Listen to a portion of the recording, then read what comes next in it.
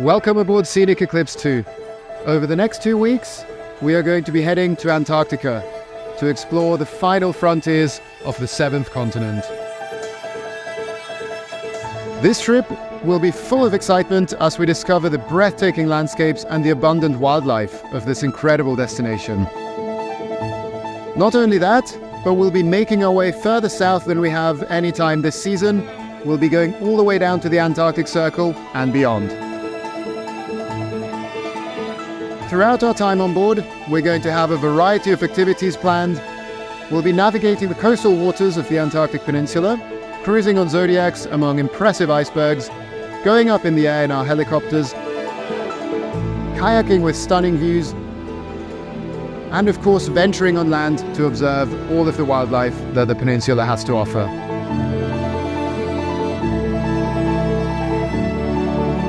This trip to Antarctica is going to be an adventure that's going to leave you changed forever.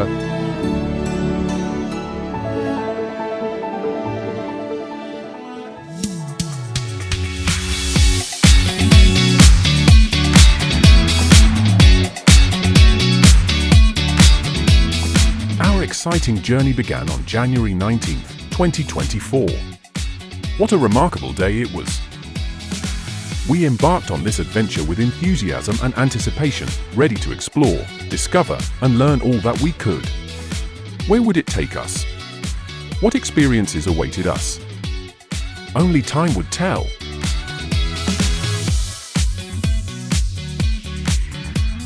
With great enthusiasm, we boarded the TGV at Brussels South, headed towards Charles de Gaulle Airport, near beautiful Paris. After a short wait filled with anticipation, we boarded our Air France flight to the amazing Buenos Aires. This long flight, lasting about 14 hours, took us to the vibrant capital of Argentina, famous for its lively culture and rich history. Upon arriving in Buenos Aires, we had the opportunity to explore the city, savor local delicacies and delicious dishes before continuing our journey with Scenic to Ushuaia, where our thrilling adventure would truly begin. We took a hop-on hop-off bus to the La Boca neighborhood. La Boca is a truly vibrant and charming area that offers a warm welcome to visitors. It is situated at the entrance of the Riachuelo River, which is how it got its name. For a long time, this port was bustling with ships arriving for immigrants, particularly Italians from the Genoa region. The houses here are constructed of wood and corrugated iron, all painted in striking colors. This gives the neighborhood a unique and delightful appearance. The biggest attraction in La Boca is the picturesque pedestrian street Carmenito, which is more entertaining than the city's finest museums. Among the colorful buildings of Carmenito, there are numerous restaurants, terraces, and tango dancers that mesmerize you at every moment.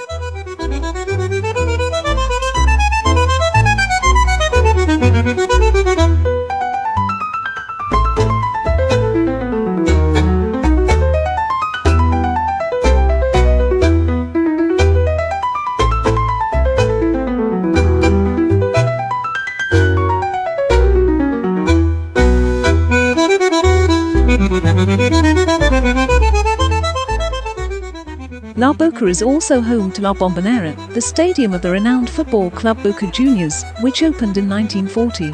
The souvenir shops surrounding the stadium are filled with visitors, and here you have the chance to take photos with legendary footballer Maradona, who played for Boca Juniors. He was the star who guided Argentina to victory in the 1986 World Cup.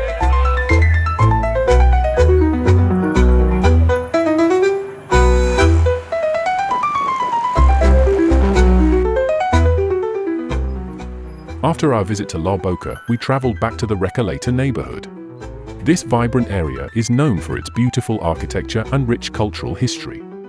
In the park surrounding the Basilica Nuestra Señora del Pilar, we discovered an artist market. Local artisans showcased their unique creations, offering everything from jewelry to paintings and textiles. As we walked through, the vibrant atmosphere and lively discussions among visitors created a sense of community. The experience left us with cherished memories of the local craftsmanship.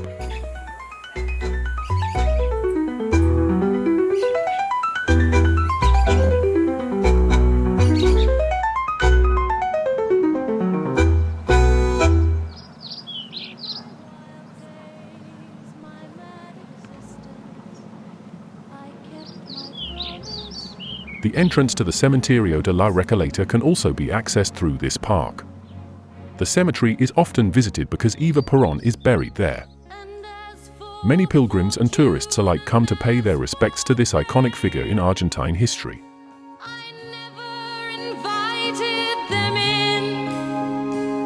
Though it seemed to the world they were all I desired, they are illusions, they're not the solution. Eva Maria de Peron was the second wife of the Argentine President Juan Perón.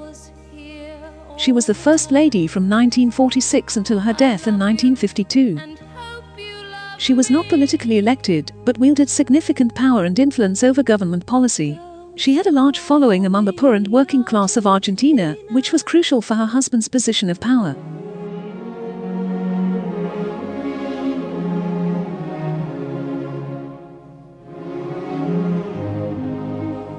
She was affectionately known as Evita, which means Little Eva.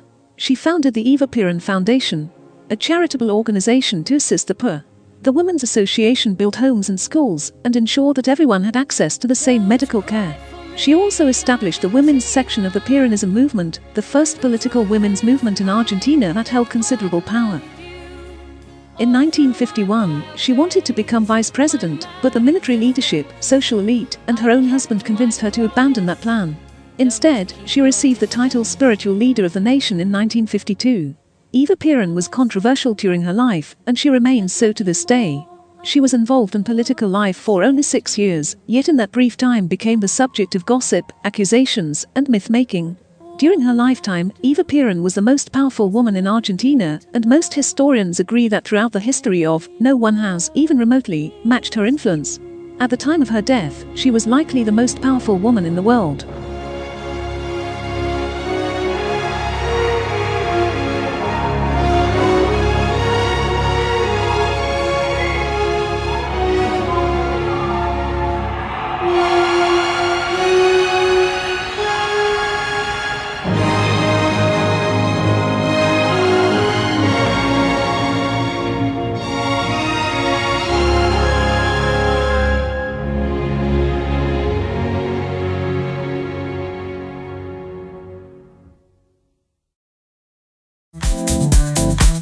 At the end of the day, it is time to discover the Alvia Palace Hotel, Buenos Aires. Offered by Scenic, this luxurious and elegant destination is located in the heart of the vibrant Argentine capital. Nestled within a historic building, this 5-star hotel offers a perfect blend of modern amenities and classic charm. Guests can indulge in spacious and tastefully appointed rooms, each featuring stunning views of the city skyline or the picturesque Plaza San Martin. The hotel's renowned restaurant serves a delectable array of international and local cuisine, while the rooftop terrace provides a serene oasis to unwind and take in the breathtaking panoramic vistas. After a wonderful night's sleep and an early breakfast, the comfortable scenic buses are ready to take us to the airport. And where are we headed? Ushuaia, the southernmost point on the mainland of Argentina. And there, the Scenic Eclipse II awaits to embark on the expedition cruise to Antarctica. In Ushuaia, we will first enjoy a city tour and have a few hours to explore the city on foot.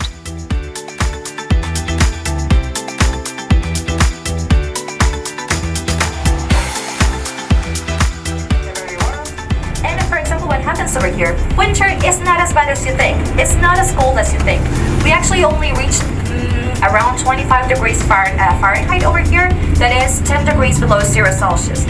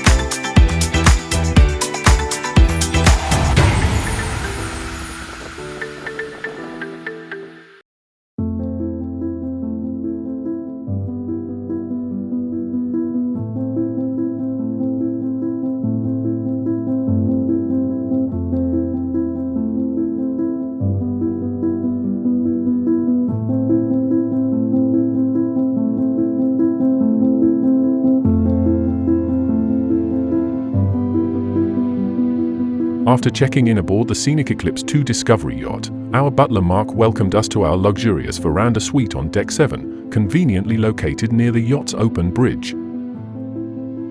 The Verand Suite is one of the most luxurious lead-in suites at sea, featuring a separate sleep zone and lounge area, floor-to-ceiling glass doors which open onto our private terrace.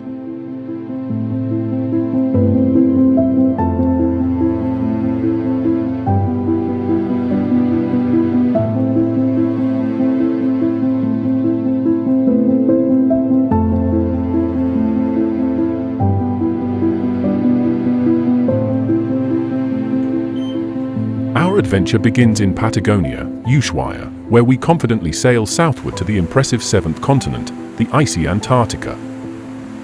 Through the Beagle Channel, with Chile on the starboard side and Argentina on the port side, we sail towards the challenging Drake Passage, where the Pacific and Atlantic Oceans meet.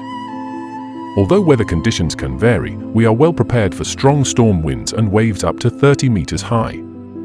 These waters are known to be some of the most challenging areas to navigate, but we are ready. Eclipse II is one of 2 Discovery yachts from Scenic and sets a new standard in the cruise industry. This expedition yacht is capable of reaching almost any destination worldwide while providing all-inclusive service.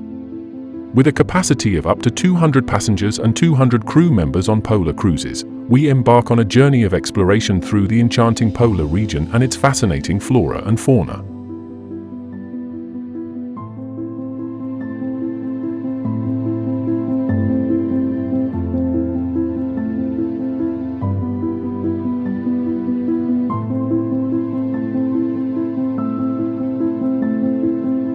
Halfway through the Drake Passage, we encounter our first majestic iceberg. With a stunning sunset in the background, this was a highlight of the expedition cruise, providing us with an unforgettable experience. The contrast between the icy blue tones of the iceberg and the warm colors of the sun will forever be etched in our memory.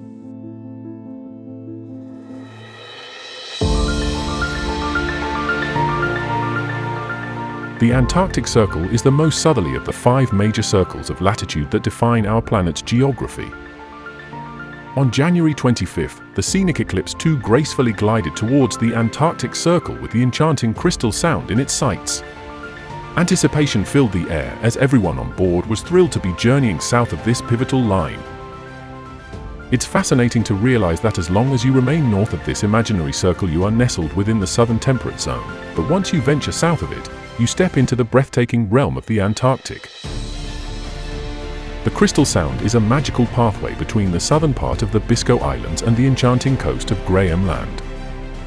Named after the beautiful area where scientists joyfully study ice crystals, it is an absolutely breathtaking place to witness the majestic snow-covered mountains' delightful floating icebergs, and the sparkling crystal-clear water that stretches endlessly as far as the eye can see.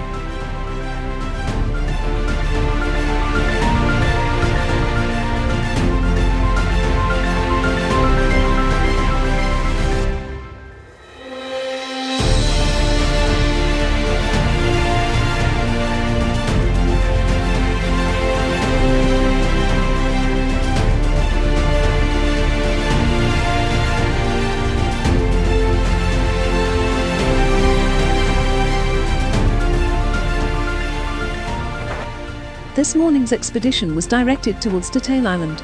Dressed in our insulated polar attire, we boarded a Zodiac and departed. After a short but bumpy ride, we reached the landing zone.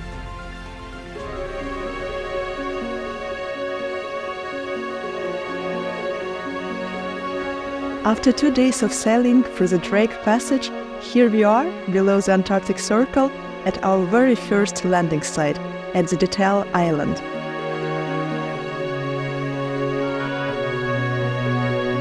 We are very lucky today to be able to land on the Detail Island, because usually this place is not very easy to access because of a lot of ice around which can block the access to the island. But we are very appreciated right now. Have a look over the Crystal Sound, which is full of beautiful bright blue icebergs. And here we can learn a little bit of a human history down here in the Antarctic Peninsula. And this base W, it's extremely fascinated because it works like a time capsule. Nowadays, the station doesn't used anymore, and it works as a historic site managed by the UK Antarctic Heritage Trust. And this is the very first day in Antarctica, and of course, we are waiting for some more activities throughout our journey.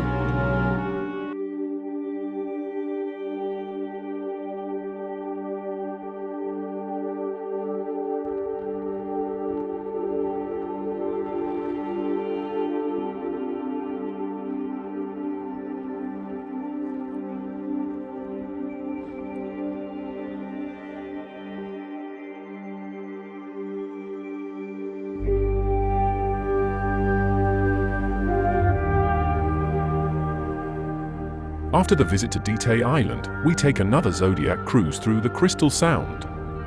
We meet some fur seals who are resting on the ice or curiously come to take a look at the Zodiac. Fur seals have sharp eyesight and keen hearing. They have small ears, unlike the earless or hair seals. Although they breathe air, seals are most at home in the water and may stay at sea for weeks at a time eating fish, squid, birds, and tiny shrimp like krill. Fur seals may swim by themselves or gather in small groups.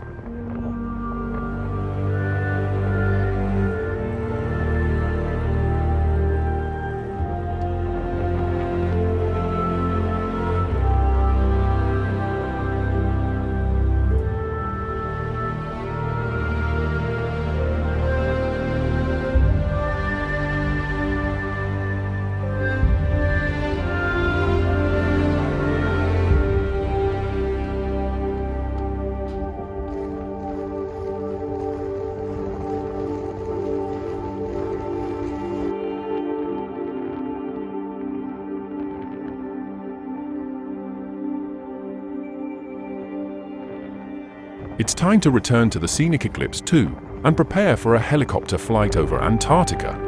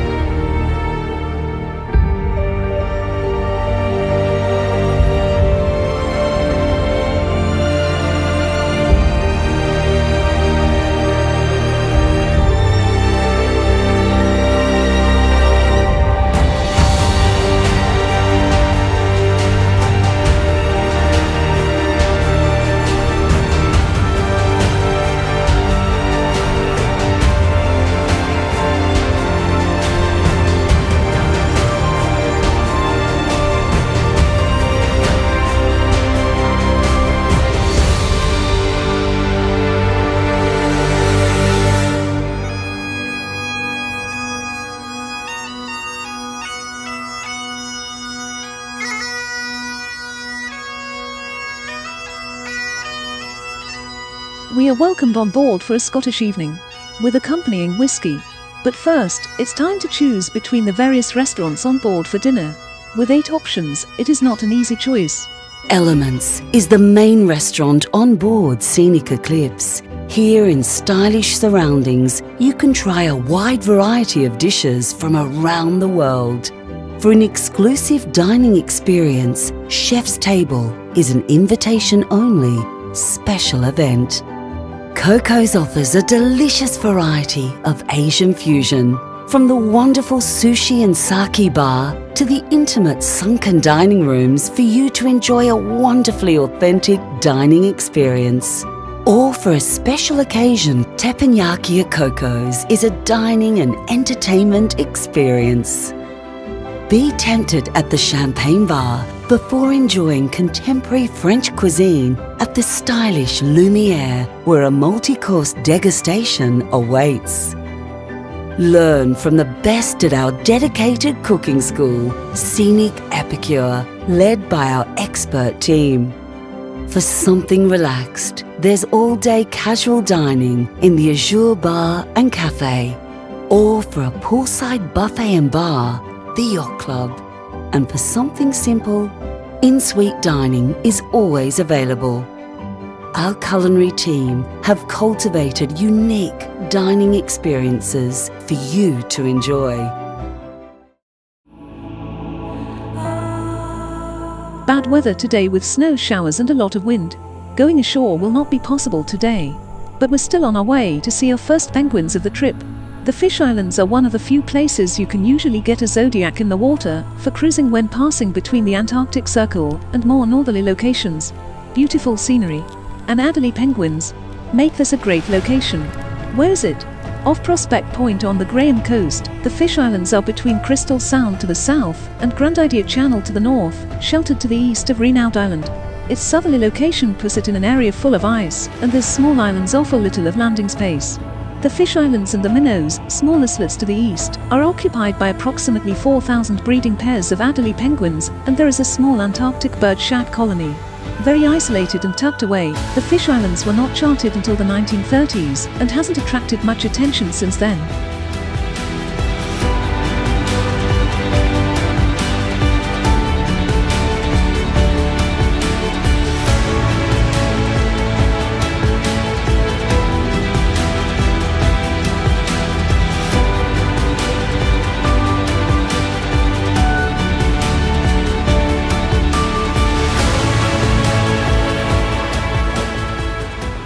In the afternoon, heading for the Peterman Islands, we had the company of a humpback whale family. The humpback whale is a species of baleen whale. Found in oceans and seas around the world, humpback whales typically migrate between feeding areas towards the poles and breeding areas near the equator. They feed in polar waters and migrate to tropical waters to breed and give birth. Their diet consists mostly of krill and small fish, and they usually use bubbles to catch prey.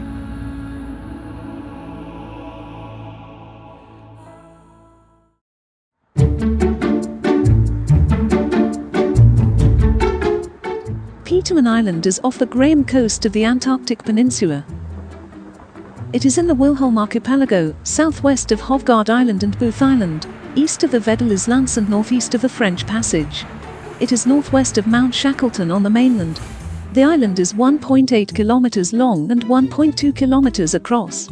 It rises steeply to elevations of up to 250 meters from a rocky coastline with raised pebble beaches. It has volcanic origins, with about half the land surface covered by a permanent crevassed ice cap. Ice-free areas have a sparse vegetation of mosses and lichens.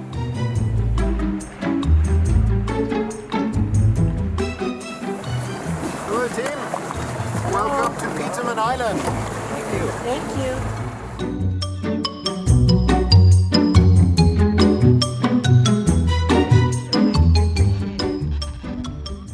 The island has been identified as an important bird area by BirdLife International because it supports a breeding colony of about 3,000 pairs of gentoo penguins. Other birds nesting at the site in smaller numbers include Adelie penguins, imperial shags, Wilson's storm petrels and South Polar skuas.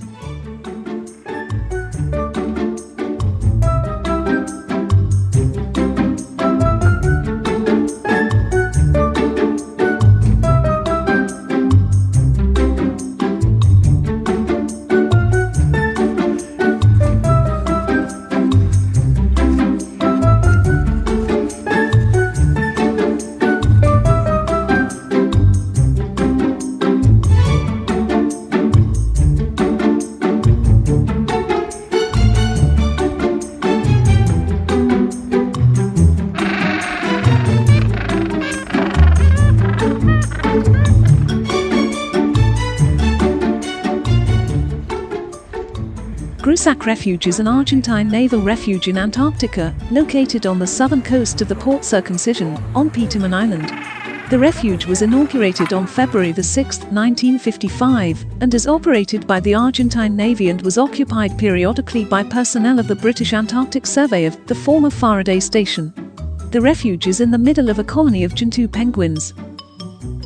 Its current name is in honor of Paul Grusac, a French writer and historian who lived in Argentina and authored a plea on the Argentine claim of the Malvinas Islands and biographies of Argentine national heroes. That's okay, we're just going to let him go through.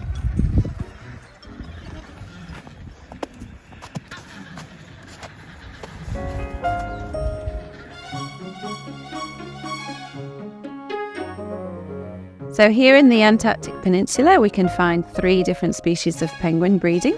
They're all brush-tailed species, and behind me we have 2 of those. We have the Gentoo penguin and the Adelie penguin. We also find chinstrap penguins in the Antarctic Peninsula. The penguins are here in the Antarctic Peninsula because of the food. So they have a really, really rich food source, which is krill. This is their favourite food. So the penguins are, at the moment, they all have chicks. The Gentoos have relatively small chicks still. The Adelie penguins are actually with fairly large chicks. The chicks are starting to crash now, which means they're in a kind of penguin kindergarten. So they're getting quite big.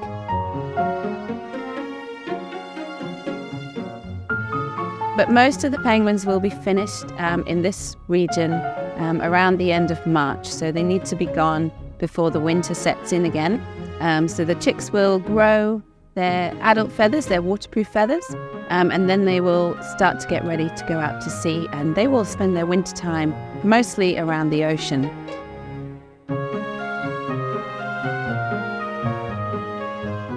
So today on Peterman Island was probably one of our best chances to observe penguins doing their thing. This is a reasonably large colony of penguins that we've got here. And with that spectacular backdrop, it's been a really wonderful morning here in the Antarctic Peninsula.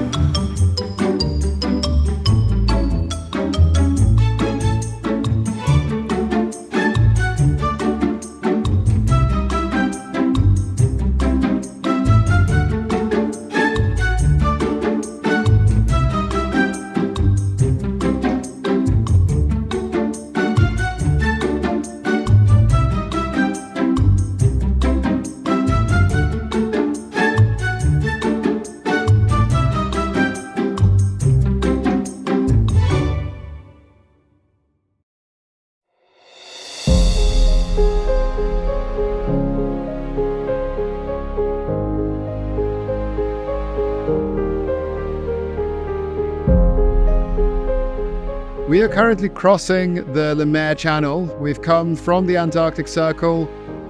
We've headed north over a couple of days, and we've come to one of the most spectacular parts of the whole Antarctic Peninsula. This is an incredibly narrow gap surrounded by mountains on both sides. The narrowest part is only about 400 meters wide.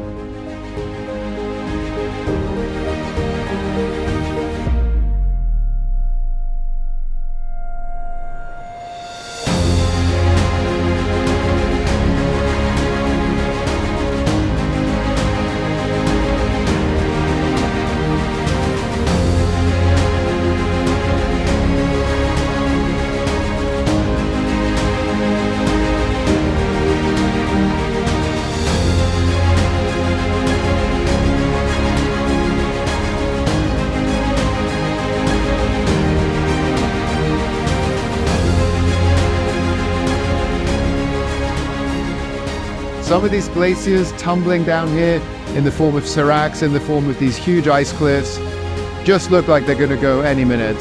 And it's a pretty humbling experience going through a channel like this.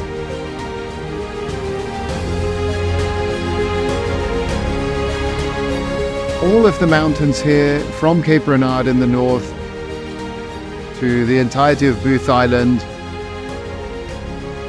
are hundreds and hundreds of meters high, and you're so close to them, it feels like you can touch them. And it just makes you think of how the explorers must have felt who came down here and charted this area and did so much work in completely unknown, completely virgin waters. And it feels a little bit like following along in their footsteps, because every single time you come here, it's a totally different world.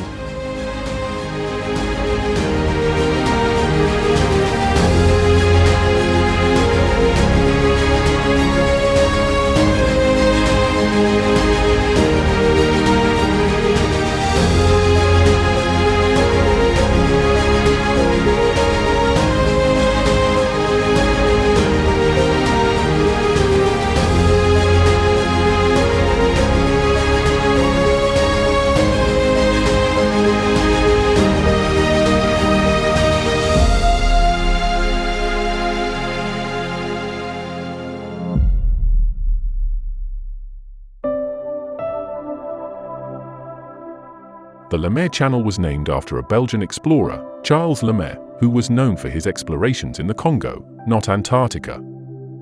It was first traversed and roughly charted by the Belgian Antarctic Expedition in 1898, led by Adrien de Gerlache.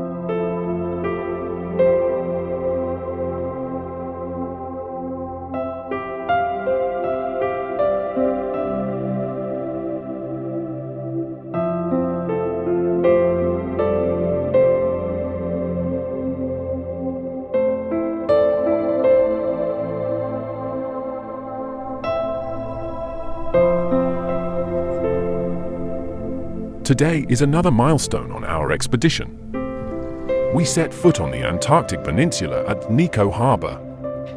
This small inlet is located on the west coast of Graham Land, on Anvoord Bay. Since it is connected to the Antarctic Peninsula, the landing is called a continental landing. Niko Harbor was discovered by Adrien de Gerlache, a Belgian explorer who led an Antarctic expedition between 1897 to 1899. It was named after a Norwegian whaling ship that used to operate in these waters in the early 20th century. The prime attraction of Niko Harbor is the colony of Gentoo penguins. While the penguin colonies are located on the hillside, you can hear them chattering even before landing.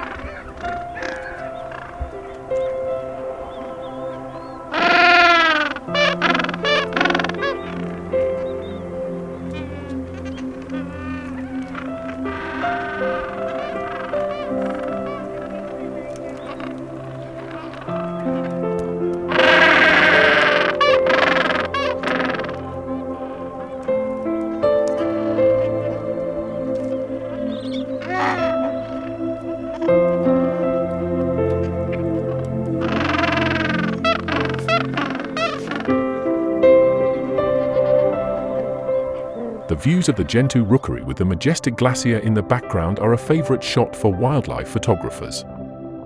In the right month, you will find penguin chicks playing around. There are strict landing requirements in place, and no more than 100 visitors are allowed at a time. While there are no closed areas, visitors are expected to avoid the sandy areas of the beach, as it is an access route for the penguins.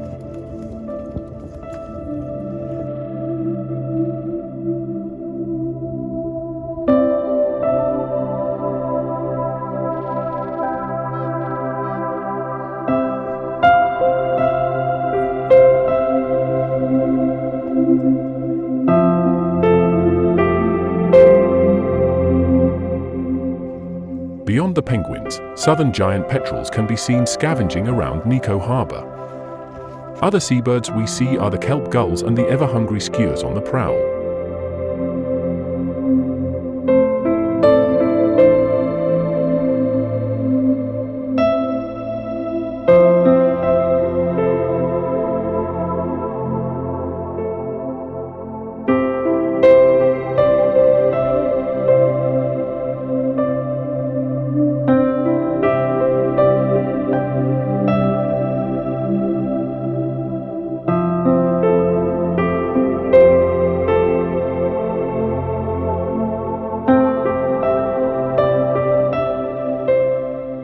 Weddell seals, leopard seals, and fur seals are also found hauling out on the beach. The waters around the mainland also provide excellent opportunities to observe whales from close range. Humpbacks are the most commonly viewed whale species. With luck, we might spot minke whales as well.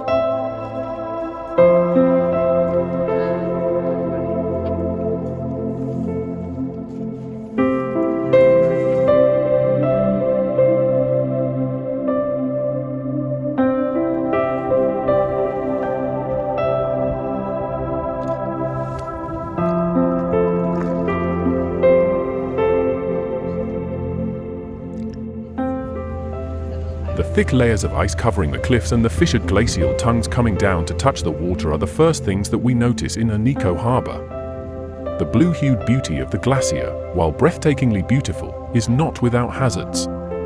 If you notice a few small chunks breaking off the glacier, chances are that a large chunk will soon carve off.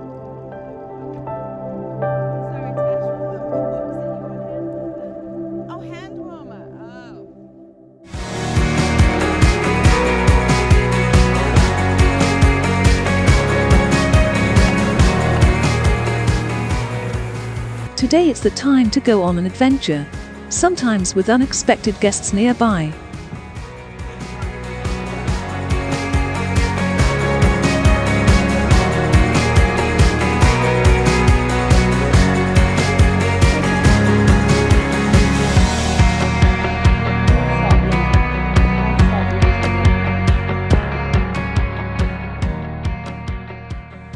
While the rest of the guests on board are out to a landing site on Zodiacs, the kayak or paddle board tour gives you the chance to explore the wide continent from a unique perspective. You typically set off a little earlier and paddle for 2 to 3 hours out to the landing site. This means you'll arrive a bit later and can explore with fewer people around, but will have less time on land. For many, that's more than compensated for by the experience of paddling around natural ice castles to get there.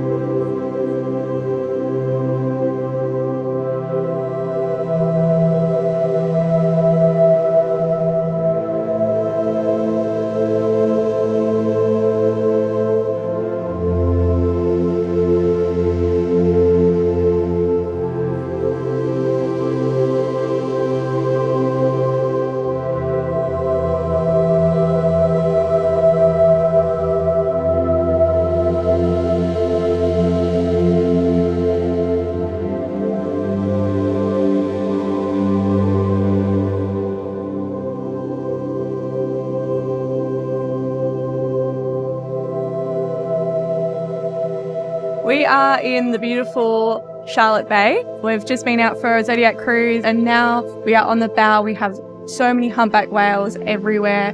They're lunge feeding, they're bubble net feeding as well.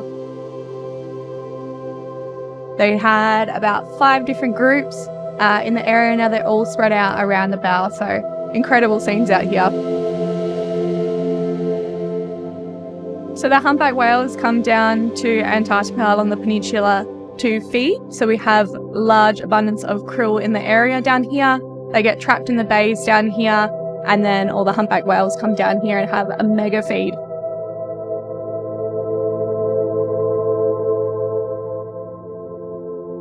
So when the humpback whales do a deeper dive, their fluke, the tail comes out the water, and the underside of their fluke has a white patch on it.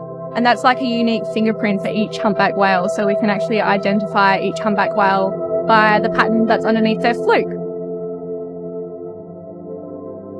So this is an epic way to end our evening in Charlotte Bay. Beautiful sceneries, very typical bay like you would find in Antarctica, but this is just spectacular with the beautiful weather, whales everywhere. Can't get any better.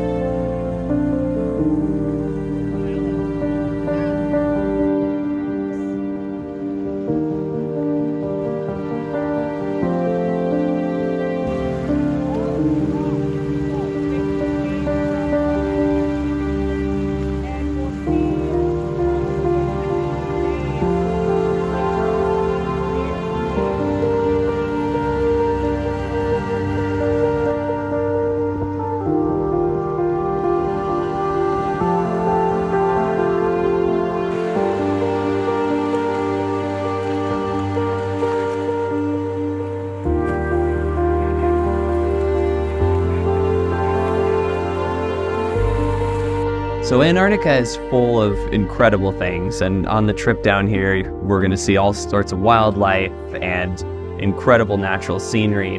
But without question, my favorite part of Antarctica is the ice. Everything about the ice is interesting to me. I love floating next to these huge pieces, and the fact that they just, as they erode from the air and the ocean waves, they erode into just an extraordinary number of shapes, and everyone looks a little bit different.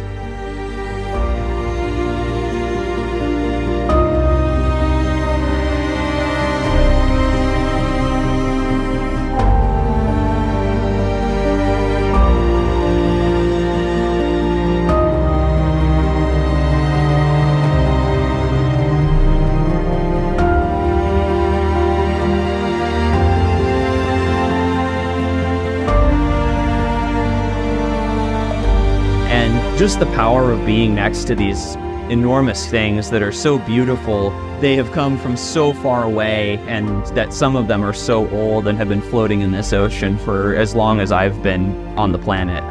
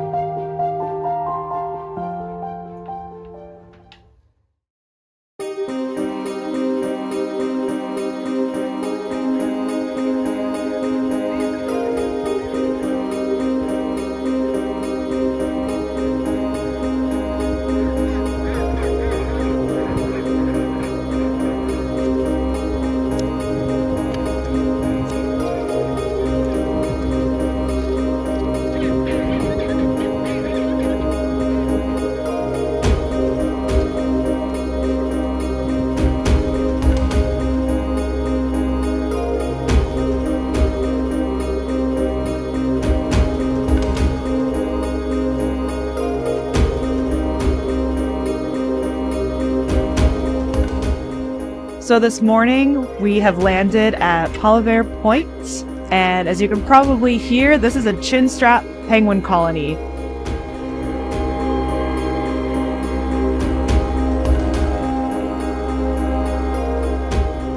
Chinstrap penguins are the mountaineers of the penguins. Generally, they're way up on these inaccessible cliffs, but this is one of the few areas where we could actually get up close and personal with the chinstrap penguins.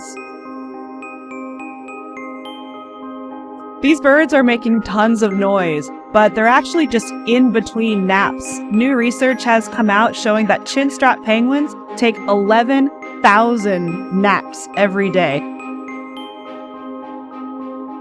But what they do is kind of between calling, you can see them kind of close their eyes and nod their head off for just a few seconds, and that's how they're able to sleep during the long breeding season when they can't sleep on their nest because then their chicks are vulnerable to predation, and they can't sleep when they're out to sea because that's when they have to go and get food for themselves and their chicks.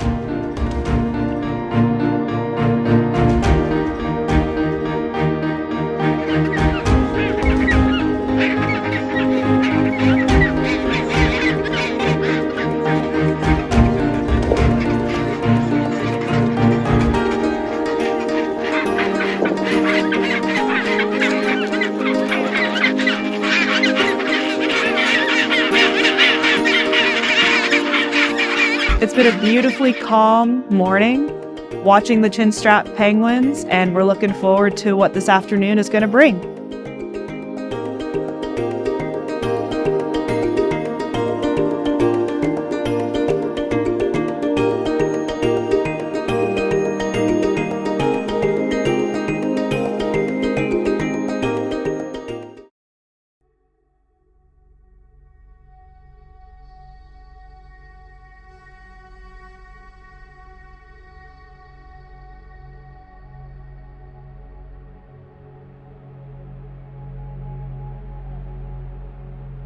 Captain Radomir Novosel's plan is to travel to Deception Island, a horseshoe-shaped island formed from a caldera off an old volcano. It is large and has a natural, safe harbor lying between high cliffs. The conditions need to be calm enough to make the passage possible.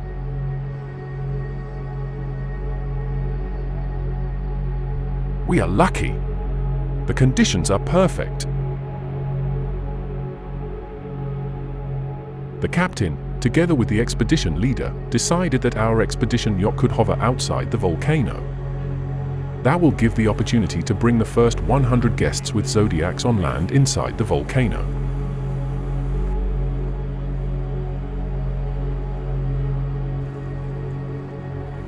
The Scenic Eclipse II will then enter the natural harbor so that we can witness this impressive view.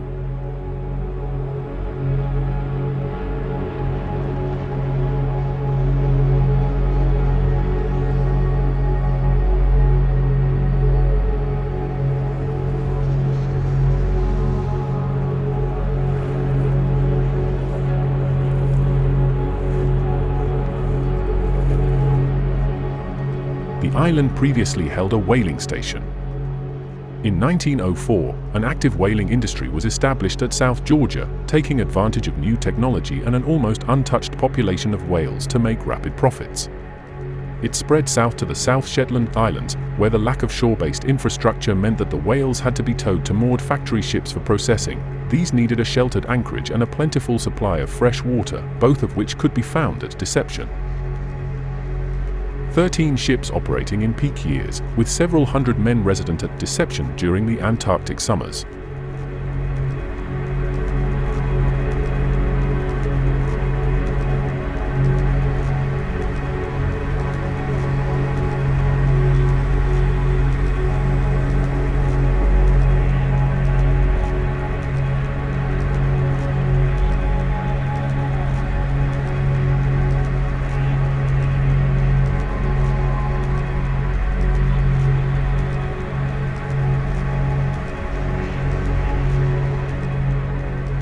It is now a tourist destination on Antarctica cruises with over 15,000 visitors per year.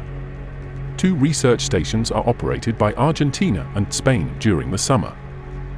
While various countries have asserted sovereignty, it is still administered under the Antarctic Treaty System, meaning it is under no control. The highest peak, Mount Pond on the east side of the island, has an elevation of 539 meters. Over half of the island is covered with glacier up to 10 meters thick. The sea has flooded the center of the island to form a large bay, now called Port Foster, about 10 kilometers long and 7 kilometers wide. The bay has a narrow entrance, just 500 meters wide, called Neptune's Bellows. The port is rimmed by a shallow coastal shelf with sand-gravelly beaches.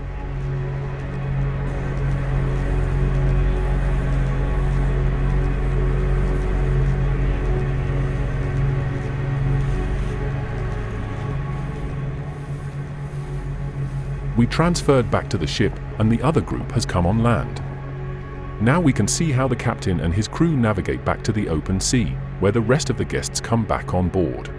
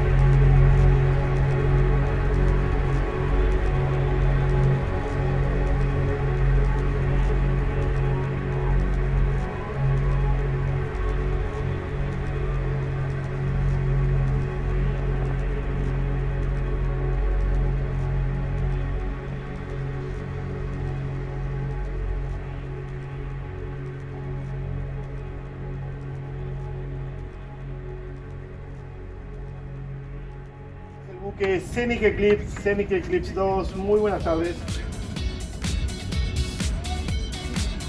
The pilot is on board, and we are on our way back through the Beagle Channel to Ushuaia.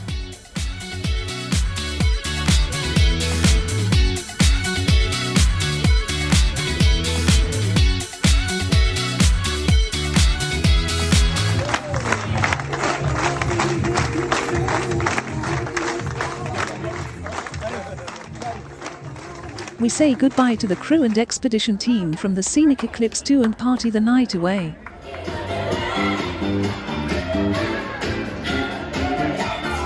See you again on our next adventure. As our voyage comes to an end, we would like to thank you very much for joining us on board this amazing journey to Antarctica. We've had a lot of great experiences on this trip. From the beautiful iceberg, to the entertaining antics of the penguins, and finally to the astonishing marine wildlife. We hope you come away with memories that will last a lifetime and a newfound appreciation of this incredible place. This is your cruise director, Rebecca Draper, signing off and thanking you again for sailing with us aboard Scenic Eclipse.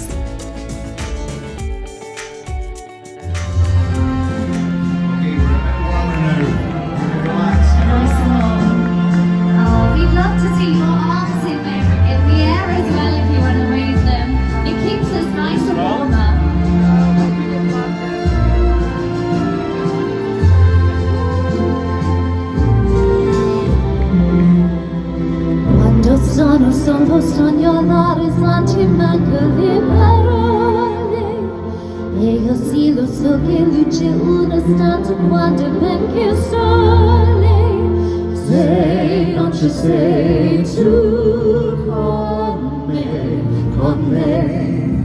time to say goodbye.